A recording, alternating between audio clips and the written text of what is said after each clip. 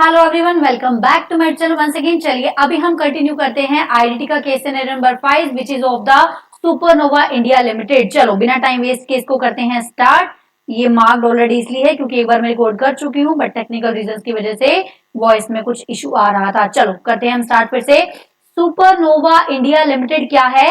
It is 100% subsidiary of supernova LLC Japan. मतलब एक company है सुपरनोवा एलएलसी जो कि जापान में है, इंडिया में उसकी सब्सिडरी है सुपरनोवा इंडिया लिमिटेड के नाम से। ठीक है, जो इंडिया में सब्सिडरी है वो कहां रजिस्टर्ड है? In the state of Gujarat registered है। मतलब सुपरनोवा एलएलसी है, उसकी एक 100% सब्सिडरी है सुपरनोवा इंडिया लिमिटेड जो कि गुजरात में रजिस्टर्ड है।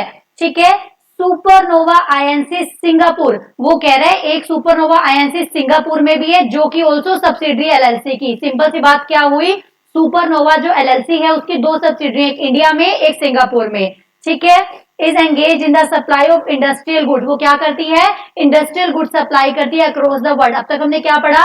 एक है जापान में सुपरनोवा एलएलसी जिसकी दो सब्सिडरी, एक है इंडिया में एक है सिंगापुर में। चलो, in India supernova INC Singapore, India में जो है सुपरनोवा आईएनसी जो सिंगापुर वाली है ना, जो हमारे अलावा एक और सब्सिडरी है, वो क्या करती है? इंडिया में वो गुड्स को बेचती है। किसको बेचती है? वो इंडिया में गुड्स को बेचती है अल्फा लिमिटेड के नाम से कोई कंपनी है जो कि महाराष्ट्र में रजिस्टर्ड है। महाराष्ट्र में रजिस्टर्ड है अल्फा लिमिटेड के नाम से, वो उसको गुड्स बेचती है। अब अल्फा लिमिटेड क्या करती है? अल्फा लिमिटेड इंपोर्ट करती है goods sold by super INC Singapore. Singapore वाली से भी कुछ गुड्स मंगवाती है, उस पे कुछ प्रोसेस करती है, कुछ इंडिया से भी गुड्स लेती है, फिर आगे उसको बेच देती है। अब तक हमने क्या पढ़ा, समराइज करी मैं फटाफट से सुनो। एक है सुपरनोवा एलएलसी जापान में, उसकी दो सब्सिडरी, एक है इंडिया में एक है सिंगापुर में। सिंगापुर वाली इंडिया में गुड्स भेजती है। किसको भेजती है? इंडिया में वो गुड्स भेजती है किसी को, अल्फा लिमिटेड नामक कंपनी, जो क्या करती है? इससे रिसीव करती है, इसमें प्रोसेस करती है, फिर वो आगे बेच देती है। अब कह रहा है after processing the goods by Alpha limited the goods are sold by Alpha limited to Supernova India limited. मतलब अल्फा लिमिटेड उससे गुड्स मंगवाएगी सिंगापुर वाली से, सिंगापुर वाली से मंगवाएगी, उस पर कुछ प्रोसेस करेगी, फिर किसको बेच देगी? फिर वो बेच देगी सुपरनोवा वाली को बेच देगी। यहां से आपके माइंड में कंसेप्ट कुछ आ रहा होगा रिलेटिव का, रिलेटेड हो गए दोनों पार्टी आपस में क्योंकि कंट्रोल कर रही है वो। चलो उसके बाद चलते हैं। As a holding company Supernova LLC Japan, Supernova LLC Japan क्या है? होल्डिंग कंपनी है। वो क्या करती है? जितना भी सेल करती है हमारी इंडिया, सुपरनोवा इंडिया वाली जितना भी सेल करती है उसका 20% वो उससे एज ए कमीशन चार्ज कर लेती है। उसका 20% वो एज ए कमीशन चार्ज कर लेती है। तो क्या होगा इसका कमीशन का? कमीशन इंडिया में टैक्सेबल हो जाएगी। कमीशन इंडिया में टैक्सेबल हो जाएगी, बिल्कुल हो जाएगी, क्योंकि वो सेक्शन 7 की जो है रिक्वायरमेंट उसको भी पूरा करते हैं। तो ऑब्वियस सी बात है ये किस पे टैक्सेबल होगा? आरसीएम बेसिस पे टैक्सेबल होगा ना, क्योंकि इंडिया वाली इस पे टैक्स भरेगी। चलो उसके बाद क्या कह रहा है? During the month of January, I hope यहां तक आपको समझ में आया। ड्यूरिंग द मंथ ऑफ जनवरी, ध्यान रखना जनवरी मंथ की बात कर रहा है। अल्फा लिमिटेड ने क्या किया? इंपोर्ट किया। अल्फा लिमिटेड किससे इंपोर्ट करती है? सिंगापुर वाली से इंपोर्ट करती है। कितना इंपोर्ट किया? 10 लाख का इंपोर्ट किया। कुछ तो उसने इंपोर्ट किया और कुछ इसने इंटरस्टेट भी खरीदा डोमेस्टिक मार्केट से। डोमेस्टिक मार्केट से कितना खरीदा? 2 लाख खरीदा। ठीक है, मतलब 12 लाख की उसने परचेज करी जिसपे उसको आईटीसी मिल जाएगा। 12 लाख की उसने परचेज करी जिसपे उसको आईटीसी मिल जाएगा। अब the value of the processed goods sold by Alpha limited, अब अल्फा लिमिटेड ने गुड्स मंगवाई, उस पर कुछ प्रोसेस करी, अब वो बेचेगी भी तो सही। अब उसकी सेल की मतलब सप्लाई की वैल्यू दी हुई है। पहले हमें बताया अल्फा लिमिटेड ने इंपोर्ट करा, अल्फा लिमिटेड ने कुछ इंपोर्ट करा कुछ खरीदा, 12 लाख का वो टोटल उसने परचेज कर ली, मतलब इनपुट सप्लाई इनवर्ट सप्लाई हो गया। अब बेचने की बात कर रहा है, उसने बेचा इंडिया वाली को कितना? सुपरनोवा इंडिया वाली को कितने में बेचा? 10 लाख में बेचा। 10 लाख में बेचा, 10 लाख में बेचा। उसके बाद सुपरनोवा इंडिया लिमिटेड ने क्या किया? एडिशनल अमाउंट 2 लाख रुपए पे किया ट्रांसपोर्टेशन का, जो कि अल्फा लिमिटेड ने पे करना था। आपको याद आना चाहिए, यहाँ पे सेक्शन नंबर 15 में हमने पढ़ा था, जो कि सेलर की लायबिलिटी है। अगर कुछ बायर उस पर इंकर्ड कर रहा है तो वो भी वैल्यू सप्लाई में ऐड हो जाएगा। जिसकी लायबिलिटी तो किसकी थी? अल्फा की। ऑब्वियस सी बात है, अल्फा की लायबिलिटी थी तो वैल्यू सप्लाई में वो ऐड हो जाएगा। सेक्शन नंबर 15 सबसेक्शन 2 आपको याद होना चाहिए। सिंपल सी बात, जो मैंने एक्चुअल में सेल किया प्लस प्लस जो थर्ड पार्टी लाइबिलिटी है, जो थर्ड पार्टी का वो है, वो भी इसमें एड ऑन हो जाएगा। उसके बाद उसने क्या चार्ज किया है, अल्फा लिमिटेड ने चार्ज किया है 12,000 रुपए और चार्ज किए हैं। किस नाम के चार्ज किए हैं, म्युनिसिपल लेवी के नाम से चार्ज किए। क्या ये ऐड होगा, बिल्कुल ऐड होगा, क्योंकि हमने 15(2)A में पढ़ा था। 15(2)A में हमने क्या पढ़ा था, जो भी आइटम, जो भी टैक्स के नाम पे चार्ज किया है अदर देन जीएसटी, वो सब ऐड हो जाएगा, वो सब ऐड हो जाएगा। ये कितना बन गया, 10 लाख एक बन गया, 2 लाख एक बन गया, 12,000 एक बन गया। 12,12,000 की इसने क्या की है, सप्लाई करी है। हमें क्या मिल गया, अल्फा लिमिटेड से रिलेटेड डाटा मिल गया। अल्फा लिमिटेड ने परचेज किया 12 लाख का, आउटवर्ड सप्लाई कितने की, 12,12,000 की। इनवर्ड सप्लाई की 12 लाख की, आउटवर्ड सप्लाई की 12,12,000 की। यहाँ पे हमने साथ साथ डाटा रेडी कर लिया। नेक्स्ट आ जाओ, नेक्स्ट क्या कह रहा है, नेक्स्ट कह रहा है supernova India limited. Supernova India limited ने क्या किया, परचेज किया था उसने अल्फा से। अल्फा लिमिटेड परचेज करने के बाद उसने कुछ सेल करा। उसने 6 लाख की, 6 लाख की गुड्स वर्थ किसको सेल करी, एक्स लिमिटेड को, जो कि कहाँ है, राजस्थान में। और जो सुपरनोवा इंडिया लिमिटेड कहाँ पे रजिस्टर्ड है, वो गुजरात में रजिस्टर्ड है।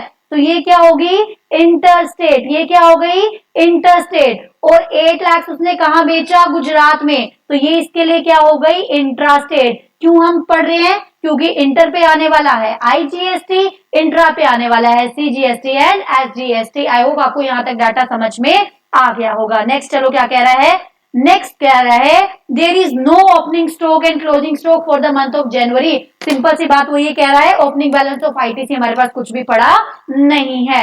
अब करता है ये फेब्रुअरी मंथ की बात। फेब्रुअरी मंथ की बात ये क्या कर रहा है, supernova India limited. Supernova India limited ने क्या करा, अपने 5 एम्प्लॉइज को कहां भेजा, सिंगापुर में भेजा for the training purpose. Training बाहर ही दी गई। ट्रेनिंग किसने दी, सुपरनोवा सिंगापुर वाली ने दी गई। किसने दी, सुपरनोवा सिंगापुर वाली ने दी। At its office located in Singapore. At its office located in Singapore. अब आपको कुछ माइंड में आना चाहिए, प्लेस ऑफ सप्लाई में हम कुछ पढ़ते हैं, training training training. Section number 13 क्यों आया, क्योंकि दोनों पार्टी इंडिया की नहीं है, एक पार्टी बाहर की है। जब भी ऐसा होता है तो क्या होता है, प्लेस ऑफ सप्लाई जहां पे ट्रेनिंग हेल्ड की गई है, प्लेस ऑफ सप्लाई जहां पे ट्रेनिंग हेल्ड की गई है, तो प्लेस ऑफ सप्लाई क्या आ जाएगा यहाँ पे, सिंगापुर। हाँ, यहाँ पे सेक्शन 12 अप्लाई नहीं होगा, सेक्शन होगा 13 अप्लाई, क्योंकि एक पार्टी बाहर की है। लोकेशन ऑफ सप्लायर या रिसिपिएंट दोनों में से एक भी बाहर का हो तो सेक्शन नंबर 13। तो ऑब्वियस सी बात है सेक्शन नंबर 13 आएगा। तो प्लेस ऑफ सप्लाई यहाँ पे क्या बन गई, जहां पे एक्चुअल में हेल्ड हुआ सिंगापुर, तो प्लेस ऑफ सप्लाई क्या होगी, आउटसाइड इंडिया। तो क्या इंडिया में टैक्स दिया जाएगा, नहीं, क्योंकि प्लेस ऑफ सप्लाई कहां पे होगी, आउटसाइड इंडिया। फिर से मैं रिपीट कर रही हूं, यहाँ पे एक पार्टी इंडिया की है, एक पार्टी बाहर की है। अगर एक भी पार्टी बाहर की होती है, प्लेस ऑफ सप्लाई में सेक्शन नंबर 13 क्या कहता है, जहां पे एक्चुअल में हेल्ड किया है, मतलब place of supply as per section 13 कहां आ जाएगा, जहां पे हेल्ड किया है, मतलब प्लेस ऑफ सप्लाई जहां पे ट्रेनिंग हेल्ड हुई है वो है outside India Singapore. Place of supply is not in India, so it would not be liable to GST in India. I hope आपको समझ में आ गया होगा। नेक्स्ट पॉइंट पे चलो क्या कह रहा है, नेक्स्ट पॉइंट कह रहा है further an employ of Supernova India limited.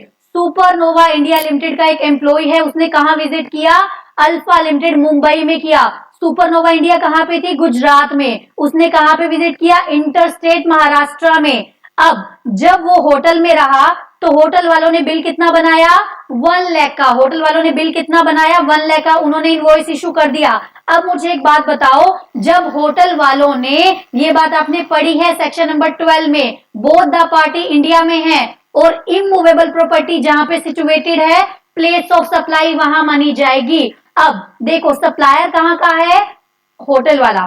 Hotel वाला सप्लायर कहाँ का है, महाराष्ट्र का। प्लेस ऑफ सप्लाई भी क्या है, महाराष्ट्र की, क्योंकि प्रॉपर्टी कहाँ लोकेटेड है, मुंबई में। तो ये क्या लगाएगा, ये लगाएगा यहाँ पे CGST and SGST. CGST and SGST लगाएगा, वो अपने बिल में लगा के देगा। अब ये आपको याद आना चाहिए केस, वो सीजीएसटी एसजीएसटी अपने बिल में लगा के क्यों देगा, क्योंकि प्लेस ऑफ सप्लाई कहाँ का आ रहा है, प्लेस ऑफ सप्लाई वहां पे होता है जहां पे प्रॉपर्टी एक्चुअल में लोकेटेड है। तो ये आ गया सीजीएसटी एसजीएसटी। जबकि जबकि वो बंदा कहाँ रजिस्टर्ड है, वो बंदा रजिस्टर्ड है गुजरात में, तो अब ये आईजीएसटी लगना चाहिए था। यहाँ पे क्या हो जाता है, कंफ्लिक्ट हो जाता है, यहाँ पे क्या हो जाता है, कंफ्लिक्ट। तो जजमेंट के हिसाब से क्या बोला गया कि इसका आईटीसी उसको नहीं मिलेगा, क्योंकि कंफ्लिक्ट हो रहा है ना, उसको आईजीएसटी चाहिए, यहाँ हमें किस चीज का क्रेडिट मिल सकता है, कंजम्पशन की बात हो गई ना, कंजम्पशन बेस्ड टैक्स है। फिर से मैं रिपीट करूं, जिनको समझ नहीं आया, देखो आपको इतनी बात समझ में आ रही है कि जो बंदा गया जिसने सर्विस ली, वो कहाँ का है, वो है गुजरात का, वो गुजरात का है, उसने सर्विस कहाँ पे ली, बॉम्बे में ली, और मुंबई में ही है सप्लायर। अब आपको पता होना चाहिए प्लेस ऑफ सप्लाई जब हम पढ़ते हैं उसमें ये आता है कि जहां पर इमूवेबल प्रॉपर्टी लोकेटेड है, होटल वगैरह की सर्विसेज हैं, तो जहां पर इमूवेबल प्रॉपर्टी लोकेटेड है उसको प्लेस ऑफ सप्लाई माना जाएगा, उसको प्लेस ऑफ सप्लाई माना जाएगा। तो अब बॉम्बे में लोकेटेड है तो मुंबई ही प्लेस ऑफ सप्लाई हो गया, मुंबई ही प्लेस ऑफ सप्लाई हो गया। वो क्या चार्ज करेगा बॉम्बे वाला, वो चार्ज करेगा होटल वाला सीजीएसटी एंड एसजीएसटी, जबकि इसको क्या चाहिए, इसको तो आईजीएसटी चाहिए, ये क्रेडिट ले ही नहीं पाएगा, ये क्रेडिट ले ही नहीं पाएगा आगे जाके। तो ये क्या बोला गया था यहाँ पे कि इसको अगर अपने क्रेडिट को डिस्ट्रीब्यूट करना है तो इसको as an input service distributor यहाँ पे क्या लेना पड़ेगा, रजिस्ट्रेशन लेना पड़ेगा। आई होप आपको इतना समझ में आ गया है, रिकॉल करवा रही हूं मैं, बस आपको इतना समझना चाहिए, इतने आपको क्लैरिटी अगर माइंड में है। इसने सीजीएसटी एसजीएसटी क्यों लगाया, क्योंकि प्लेस ऑफ सप्लाई के हिसाब से। ये आईजीएसटी क्यों मांग रहा है, क्योंकि इसका इंटरस्टेट पड़ती है सर्विस, इसलिए ये आईजीएसटी मांगेगा। तो दोनों में कंफ्लिक्ट है तो आईटीसी अवेलेबल नहीं होगा, ठीक है। उसके बाद उसने बोला 50,000 पर्सनल स्टे के रिकवर कर ली, अब यहाँ पे बात ही नहीं है क्योंकि आईटीसी मिलने ही नहीं वाला है ना। उसके बाद आ जाओ fun events limited, an event management company located and registered at New Delhi. उसने क्या किया, ऑर्गेनाइज किया एक event in the month of February, Supernova India limited in Mauritius. Mauritius में उसने क्या किया, मॉरिशियस में उसने हेल्ड करा है।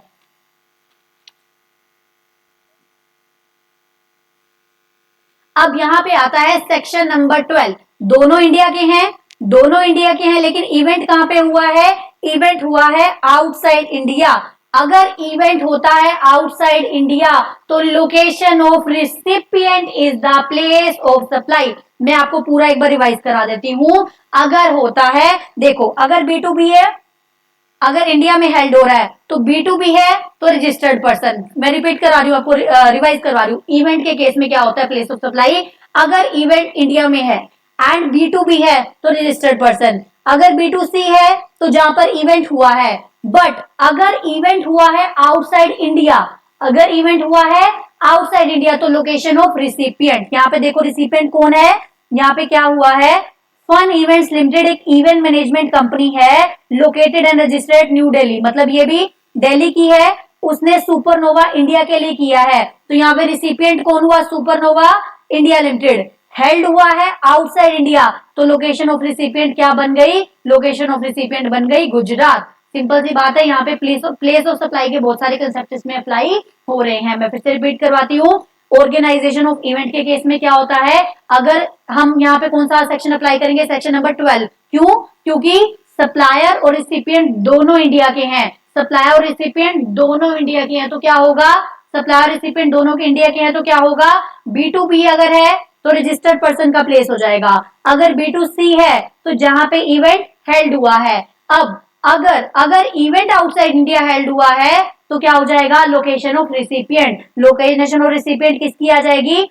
Supernova India limited. Location of recipient किसकी आ जाएगी, सुपरनोवा इंडिया लिमिटेड की आ जाएगी। चलो उसके बाद खत्म होने वाला है यहाँ पे क्वेश्चन। क्या कह रहा है ये कह रहा है the opening balance of the ITC of both Alpha as well as Supernova tax period nil था। उसके बाद बस ब्ला ब्ला ब्ला एक बार पढ़ लेना, ये बात कुछ खास की नहीं है।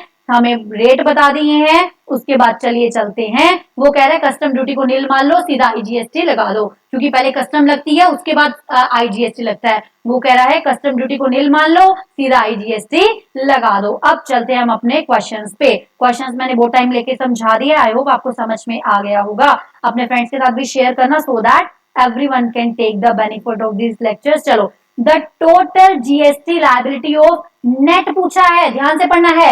total net GST liability of net of the ITC बताओ, alpha limited for the month of जनवरी। अब अगर आपने क्वेश्चन ढंग से सुना है तो हमने हाथों हाथ कैलकुलेट कर लिया था। क्या कैलकुलेट किया था हमने? अल्फा लिमिटेड ने 12 लाख की तो की थी इनवर्ड सप्लाई, और 12 लाख, एक सेकेंड, 12 लाख की थी इनवर्ड सप्लाई, एंड 12 लाख 12,000 की थी आउटवर्ड सप्लाई। 12 लाख 12,000 की क्या की थी? Outward supply. चलो सबसे पहले देखो आउटवर्ड सप्लाई पे कितना बनेगा, 12 लाख 12,000 पे निकालो, 12 लाख 12,000 पे निकालो 18% कितना बनेगा, एंड 12 लाख पे निकालो 18% कितना बनेगा।